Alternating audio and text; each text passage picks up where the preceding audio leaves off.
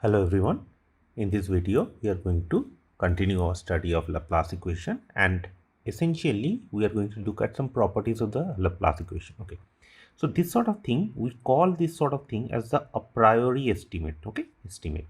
So essentially what it means is this. See, let's say I give you this equation, right? For now, this is the motivation part of it. So let us just think of it like this. Let's say I give you this equation, which is minus Laplacian of u equals to f, and that is in some domain omega. Clear? Now, see, it is not always feasible to get a solution. You understand? Explicit solutions. Basically, it's not always possible to find a solution explicitly to solve this problem. Yeah. But without doing that also, what you can do is, let's say we assume that, let's say there is a u, yeah, which satisfies this equation. Yes.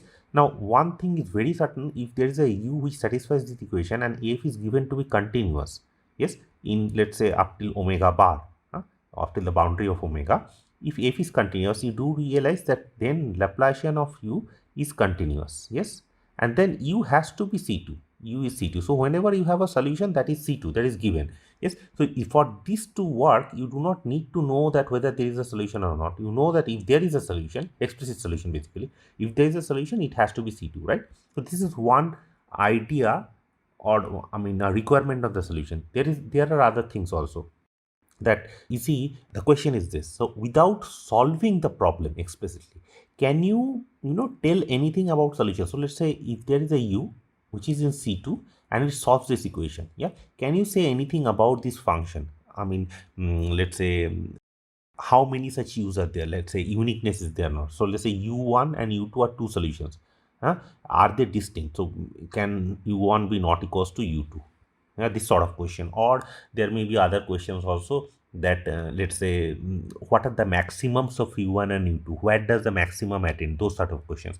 So the first part here, we call it a maximal principle, and this is one of the most fundamental result of all of PDE. Yeah, this is the most fundamental result. So this is called maximum principle. So what is it? Again, this maximal principle, these sort of things are called a priori estimate. A priori means without knowing if there is a solution or not, we are just assuming that there is a solution. If there is a solution, then that has to satisfy this sort of property.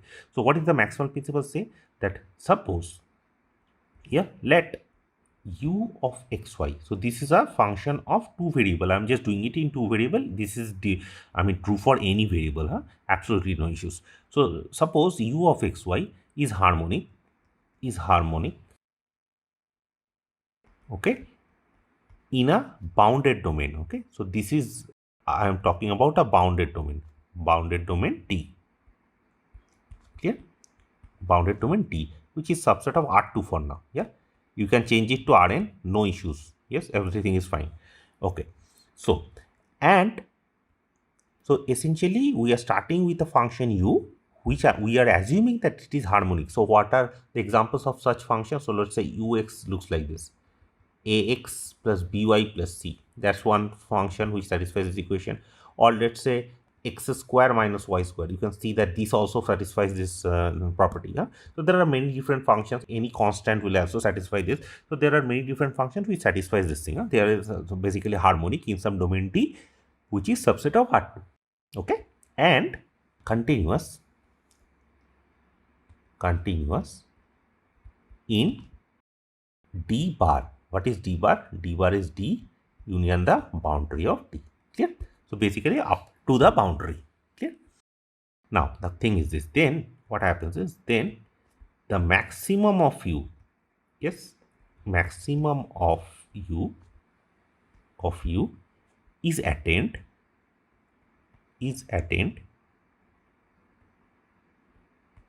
on the boundary of omega. Sorry, boundary of t, which is nothing but del t. What am I saying is this? See, let's say you have a domain D. Yeah, D. This is your domain, subset of R2, and domain means this is open and connected. Open and connected. Yes. As an example, you can think of this mod xy. So set of all xy's such that this is less than 1. The modulus is less than 1. That's a unit ball, right? and that is an open and connected set. Okay, now the thing is that you see this is your D, this is your D. Yeah, now in this case what is del D? Del D is nothing but the set of all x, so tuple xy such that mod xy is equals to 1. So that is your boundary. Clear? So this is an example. Now generally speaking, you have an open set and there is a boundary of it. What is the boundary? It is given by del D. Clear? Okay. Now the maximum of u, what it is saying is this. See, u is continuous in up to the boundary. Okay. So u is defined here and also on the boundary. Yes. And it is also continuous, right? Up till the boundary. Yes. So you see, if D is a open bounded set, then D union D bar, this D union del D, yeah, this set is a closed and bounded set. It's a closed and bounded set. Yes. Okay. Now, if it is a closed and bounded set, U is a continuous function on a closed and bounded set. So we know that such functions attains a maxima and a minima on the set itself. Okay. So essentially what it says is, you see, U will attain, this is a guarantee, yeah? U will attain its maximum slash minimum. Both maximum and minimum will be attained on the set D union del D. Clear? So we don't know where exactly, it may be on the boundary, it may be on the interior, but it is always going to attain. This is the property of continuous functions, right? Continuous functions. But the thing is, here the function is more than continuous. It is saying that U is also harmonic inside the domain, right? So what is so special about harmonic thing? It is saying that the maximum will always be attained somewhere on the boundary. It can't be attained on the interior. Is it clear? Okay. So physically, what does it mean? Let me do this part physically. Yeah? Maybe I can put it in red. So physically, it means that the temperature of the body, let's say, so in this case, let's say U is, modeling the temperature. The temperature of a body, which is neither a sink or a source, neither a sink or a source. Okay. So basically, I'm starting with a body which is neither a sink and the source of it acquires, okay, its largest and smallest value,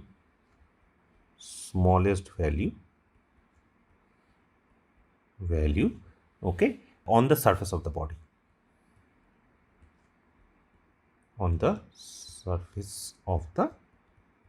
body, Is it okay? It can't be in the interior. Huh? So that's your physical interpretation. So I hope this is clear. So basically what I'm saying is this: if you have a body, let's say, and that body is neither a sink and the source of the heat. Huh? So basically the temperature of the body, what happens is, in this case, definitely if this is not a sink or a source, so basically it is not letting any heat come in or go out, right?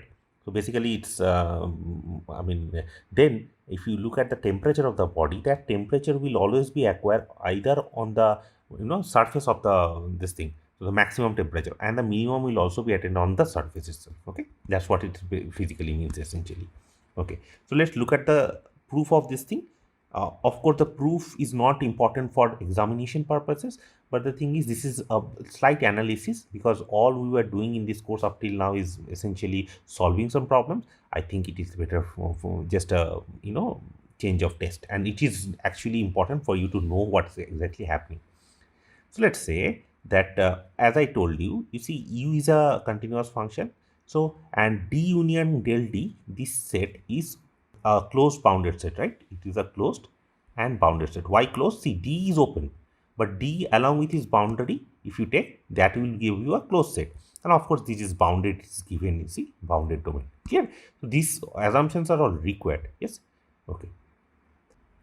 As for the proof of it, what we are going to do is, let us assume that the maximum of U, okay, so we are assuming that D union del D, that is your D bar, this we will call it the closure of D, right? This is the closure of D. This is just a name. This is the boundary boundary of the domain, and this is your open and connected domain, and open, connected, and bounded. Connected and bounded. So all of those properties are there of D. Clear? Del D is the boundary. If you put it all together, that is going to be closure of D, which is again closed and bounded. Closed and bounded. Is it okay? Okay. So let's say the maximum of U and on del D. See, del D is again closed. Only just the set del D, that is closed set. And since it is U is continuous on del D, so the maximum is attained also, right? And let's just call that maximum to be M. Is it okay? Now let's say that we were saying that, you see, we are saying that the maximum of U has to be attained on the boundary, right? So let's say that on the contrary, assume that the maximum of U over D bar, so D union the boundary, let's say that is M naught. One second. Yes, that is M naught, and that is actually attained on the interior somewhere where X naught Y naught is in T. Yeah, this is our assumption. What we are doing is this. See, we are saying that the maximum is attained somewhere on the boundary. If this is not, and of course, see, there is a maximum. If you just restrict U to the boundary, there is a maximum which is M. Is it okay? Now the thing is, we are saying is this. According to the theorem, the maximum is attained on the boundary of D. So it cannot be attained on the interior. Is it okay? Let us say that it is attaining on the interior. So basically there is a point X naught Y naught which is in the D, set D, where the maximum of U is attained. Let's just assume that. Clear? If that is assumed, clearly with this assumption, clearly M naught, yes, this is greater than M. It has to be, yes, because otherwise, you see, if this is not true, if there is no such M naught, then M will be maximum, which is our theorem. So that will be a contradiction, right? So M naught is greater than M. Now, with that in mind, let's see that we consider a new function. Yes, so consider the function, and what is the function? It is given by v of xy is u of xy plus m naught minus m by 4r square. Okay, and then x minus x naught square plus y minus y naught square. It's okay. This is just a function. So what I am doing is this: u is already given to us. I'm taking u and I'm adding a positive function. So see, this is basically the distance between xy and x naught y naught. This point xy and x naught y naught. Okay. So I'm defining a function v at the point xy to be u of xy plus some constant. This is a constant, right? Which depends on capital R. Constant times the distance between these 2 points, right? Of course, the square of the distance. Yes. So essentially v is u plus a positive function. And what is the property of the positive function? Then essentially that's the distance between the function where we are evaluating the form minus x naught y naught. What is x naught y naught? It's the interior point when the maximum is attained. Clear? Okay. So with this thing in mind, what we have is this. See that one thing. Yeah. What is r? Let me just write down where r is the radius of the circle, is the radius of a circle, containing the domain D. Here D is bounded, right? So it must be contained in some circle, big enough circle. Let's just call that radius of that circle to be choose any one of those circles, and let's just assume that the radius is r. Therefore, what is v of x naught y naught? Let's just calculate what v of x naught y naught. It is u of x naught y naught. Okay, plus this thing, if you put it together, you see m naught minus m by 4r square. Yes, and this property x naught minus x naught square plus y naught minus y naught square, this is going to be 0. So basically this term is not there, this term is gone. Okay, so this is equals to m naught. This is given to us. Okay, so v of x naught y naught is again m naught. We have also, we have that u v of xy, sorry, v of xy is dominated by m, yes, because u is dominated by m, plus m naught minus m by 2. Is it okay? So that is actually going to give us half times m plus m naught. Is it okay? Which is dominated by m naught on the d, del d, yeah, del d. Okay, I hope this is clear. See, boundary, on the boundary, if you restrict v on the boundary, what happens? First of all, v equals to u plus this particular function. So u on the boundary, you see, u on the boundary has a maximum m. So essentially this u can be dominated by m on the boundary. And what about this particular term, this second term? Second term is, if you think about it, this particular term on the boundary, x minus x naught square plus y minus y naught square, yeah, that is essentially your r, right? Yeah, so what happens is, if you get, if you cancel it out, basically 2r, right, in this case. So if you cancel it out, it becomes m naught minus m by 2. Okay, see, this is a r is the radius of the circle which contains d naught, right? So x naught xy minus xy, this xy minus x naught y naught, that is what is the, I mean, the distance between that, that is r square. So basic, I mean, if you calculate that, that is going to be, if you can, cancel it out, this is going to be, so one second, let me do it to be 2. Do it to be 2. So this is r square. If you get cancel it, it becomes m naught minus m by 2. So which is half m plus m naught, which is again dominated by m naught, because m naught is greater than m, right? So v of xy is less than m naught on the boundary. Okay, now thus v of xy, okay, attains its maximum at a point in the domain D, right? See, this is a continuous function, that's a continuous function. Sum of two continuous function is going to be continuous, right? So v is also continuous up till the boundary, and since v is continuous up till the boundary, it attains a maximum at a point in D. Okay, because of this. Clear?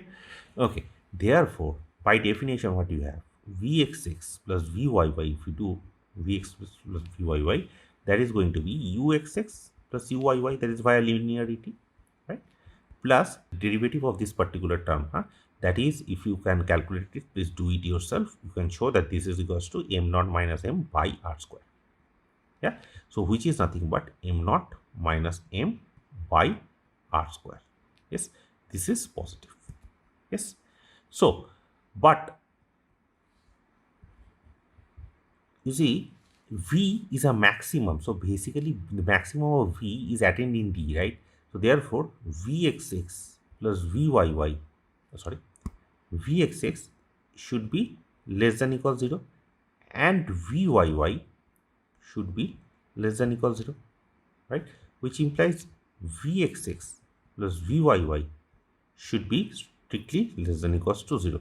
That's a contradiction. Okay, I hope you know why this is true. Okay, let me just do it again. See, let's say v attains its maximum at a point in on the inside the domain D, right? So if there is a maximum, then you know that gradient of v is going to be 0. So essentially that will give you that v is a critical point.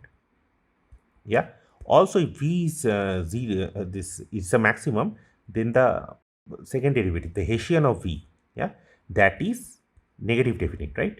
Negative definite. Okay, what does it mean? It means x transpose d square v, this matrix, times x, this is going to be less than equal 0. Clear? So for all x in R2 minus 0. Okay, so if you choose x to be 1 0, then this actually turns out to be Vxx. Okay, if you take x to be, so maybe I should write it like another x naught for all x naught in this. So if you take x naught to be 1 0, it becomes Vxx, which is negative, and if you take x naught to be 0 1, yeah, then it becomes Vyy, yeah, which is negative, which is negative. So in this way, Vxx and Vyy are both negative. If you add it up, it becomes negative. But here you are actually calculating that this is positive. That's a contradiction. And hence what happens is we can actually say that the maximum, yeah, since if the function is harmonic, then the maximum of a harmonic function has to be attained on the boundary. Is it okay? Now, with this in mind, we can also talk about the minimum. So similarly, you see, whatever we have talked about, similar sort of thing you can actually go on doing, right?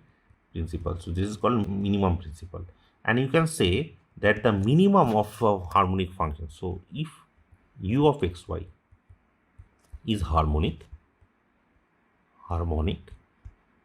in some domain D, right, and continuous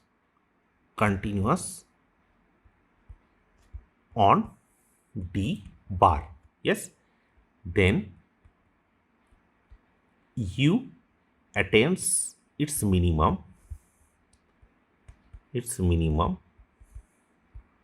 on the boundary of D. Is it okay? Yeah. So what I am saying is this: in both the cases, since harmonic function is true, the maximum and the minimum, both of them has to be attained on the boundary of it. Yeah. Now proof of this, I want you to do it yourself. The proof, what you do is you change u to minus u. So basically the minimum of u becomes the maximum of u, and then you use the other theorem, this maximum principle, this theorem, and then you get a answer that the maximum has to be attained on the boundary.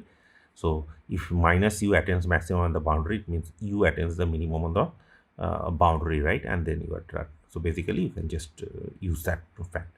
Okay, so so this is maximum and the minimum principle. This holds for harmonic function. So what is a harmonic function? So if Laplacian u equals to 0 on the boundary, yeah, then the maximum of u and the minimum of u will be is attained, sorry, this is on T, is attained on the boundary of T. Is it okay? Provided u is C2 omega. C2 omega is inside every, it is twice continuously differentiable, and on the boundary it is continuously differentiable. Not omega, D union C T bar. Is it okay? So up till continuous, up till the boundary, if that happens, then the maximum of u is attained on the boundary, and the minimum of u, that's your maximum principle. Yes. There are other, some applications of this maximum principle, and first application which we are going to do is this application is called the uniqueness theorem. So as I told you, it is one of the most fundamental things which you can learn in all of PD maximum principle. So the first is uniqueness theorem. What does it say? It says the solution of the Dirichlet problem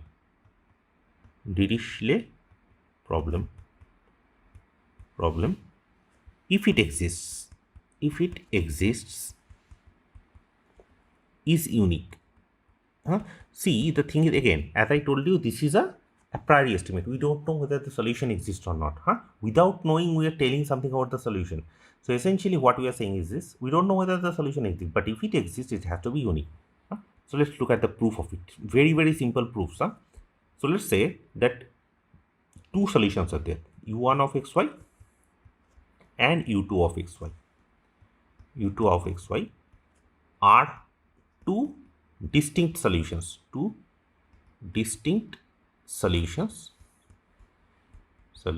in what? In which space? C2. C2 means twice continuously differentiable in some domain D, union C d bar. D bar means it is continuous up to the boundary. Okay, so let's start with two distinct solutions in this space. Yeah, now then u1 and u2.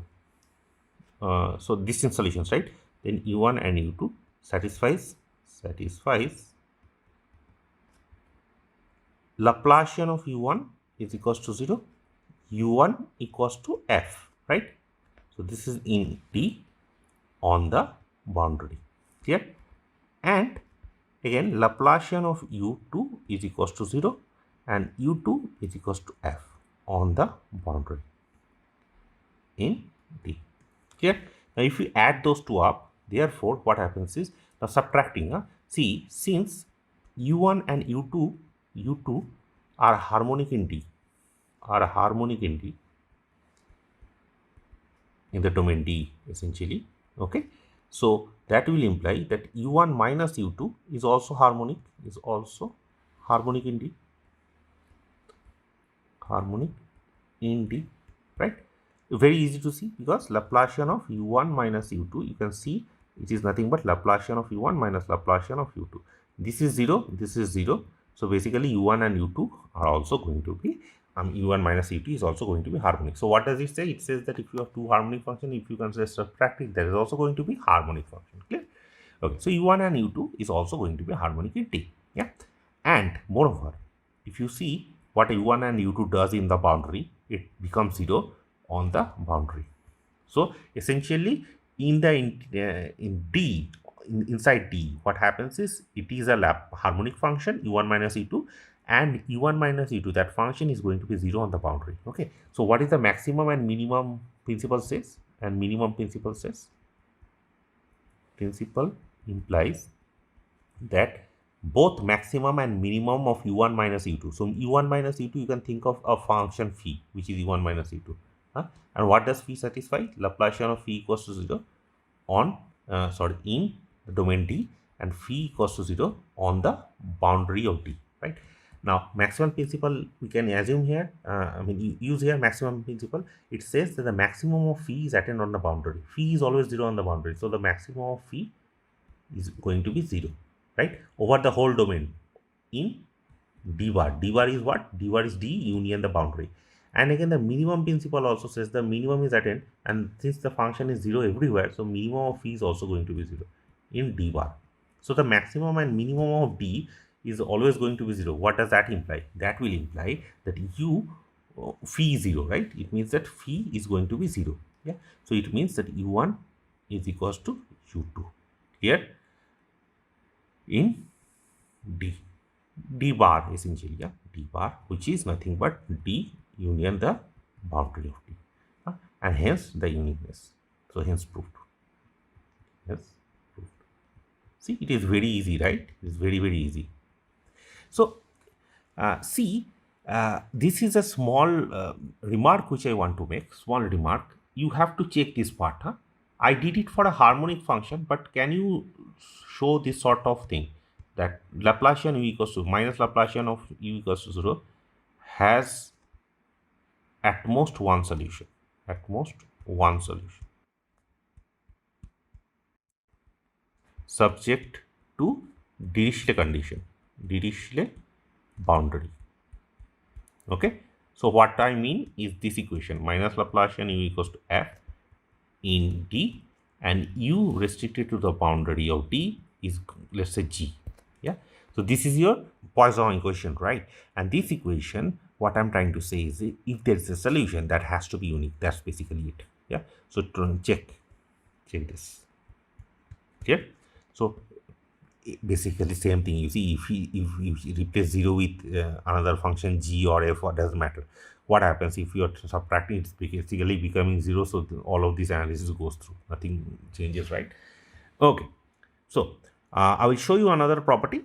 Yes, and that is the last property which I am going to show. It's called the continuity property, continuity theorem, or continuity property, whatever you want to call it, you can call it.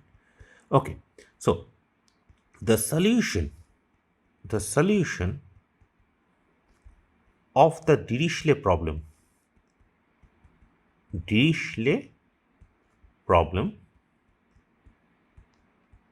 depends continuously on the boundary data, on the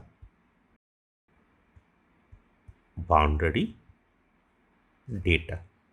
Yeah, see, this is the same property which we talked about when we talked about well posedness of a problem. You remember, for a well posedness of a problem, what do you need? Existence, uniqueness, and continuous dependence on initial data. See, this Poisson equation, let's say this equation, yeah, let's just assume that you can find a solution. We don't know whether we can do it or not. Let's just assume that we can do it.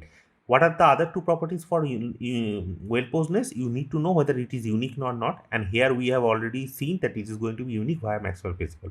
And we are also saying that you can use Maxwell principle to show that the solution of the digital problem, it will depend continuously on the initial data. Yeah. So once you find a solution of a digital problem, you can actually guarantee that the problem is well posed. Okay.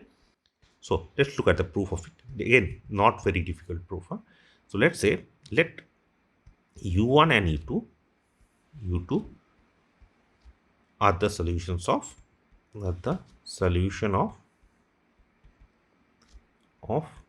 Laplacian of U equals to, so I'm doing it for 0, yeah, a harmonic function essentially, in D, and U equals to F1 on delta D. Yeah, sorry, this is U1, solutions of U1 and this equation, Laplacian of U2 equals to 0 in D, and U2 equals to F2 on the boundary of D. Is it okay? So essentially there are two, you see, F1 and F2 are the two different datas, right, which is there on the boundary. Of course, in the interior, both U1 and U2 are harmonic. Yes. Now define V equals to U1 minus U2. Then if you define it, V satisfies C, it is a harmonic function again, satisfies Laplacian of V is equals to 0, right? Let me write it properly. Laplacian of V is going to be 0, yes, because Laplacian of U1 minus U2, see, since Laplacian of U1 minus U2 is nothing but Laplacian of U1 minus Laplacian of U2, which is 0. Clear? So this is in omega, this is, sorry, this is in D, okay, and V is equals to F1 minus F2 on the boundary of D. Is it okay? So that of course on the boundary there is the difference. Now you see what is maximum and the minimum is what says that the maximum of F1 and F2. So it says that the maximum and minimum are both attained on the boundary. Yes. So it says that F1 minus F2, okay, attains the maximum and minimum on the boundary, and minimum on the boundary, right? Okay, del D, boundary in del D. Okay, so thus see, continuous dependence on initial data means that if you are changing the initial data a little bit, your solution also changes a little bit. So thus, given epsilon greater than 0, if F1 minus F2 less than epsilon, then of course in on B, on del D, then at any interior point, at any point in D, what do you have? Minus epsilon gets dominated by the minimum of V, right? And that will be dominated by the maximum of V, and that is again dominated by epsilon on the boundary. Clear? Sorry, not on the boundary. What am I saying? So it's less than epsilon. Clear? See, the thing is the minimum of V and the maximum of V at the interior point, that is definitely going to be smaller than So let's say the minimum of V will be bigger than the minimum of F1 minus F2 on the boundary. So V minimum should be dominating minus epsilon. Again, V minimum is dominated by V max, right? Always. And again, V max will be dominated by epsilon, right?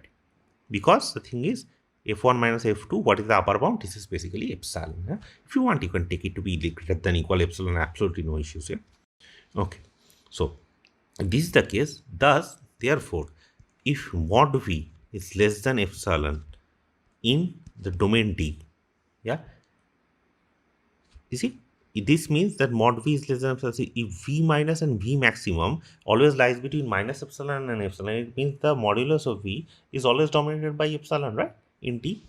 And therefore, mod U1 minus U2 is always getting dominated by epsilon, right? So given epsilon greater than 0, you can start, if you start with mod f1 minus f2 less than epsilon, then you can show that the solution is also sufficiently small. So you start with your initial data which is sufficiently small, and then you can show that your solution are also sufficiently close to each other. Clear? Okay, so I am going to end this video with a small question, and this is a question I want you to answer, and this is concerning this maximum and minimum principle. Again, very easy, yeah. But let's and this is, I mean, not a very difficult question. Huh? So let's say let U1 be a sequence of harmonic functions. Harmonic functions in the domain D. Some domain D is given and we are having a sequence, and it is continuous on the boundary D union the boundary of D. Clear? Okay. So let Fi be the values of Ui on the boundary. Clear? So on the boundary, let's say Fi. So if you restrict Ui to the boundary, let's say that is going to be Fi. Yeah, the function Fi. Clear? Now, if a sequence un, huh? So this converges uniformly, okay, on the boundary del D, then it converges uniformly,